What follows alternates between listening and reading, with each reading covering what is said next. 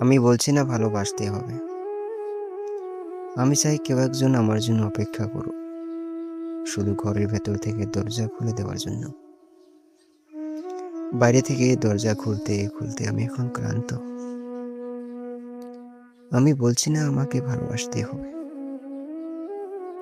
আমি চাই কেউ একজন আমাকে খেতে দিক। আমি হাত পাখা নিয়ে কাউকে আমার পাশে বসে থাকতে বলছি না। আমি জানি এই ইলেকট্রিক যুগে নারীকে মুক্তি দিয়েছে স্বামী সেবার দায় থেকে। আমি চাই কেউ একজন জিজ্ঞেস করুক আমার জল লাগবে কিনা, আমার নুন লাগবে কিনা, পাট শাক ভাজার সঙ্গে আরো একটা তেলে ভাজা শুকনো মরিচ লাগবে কিনা।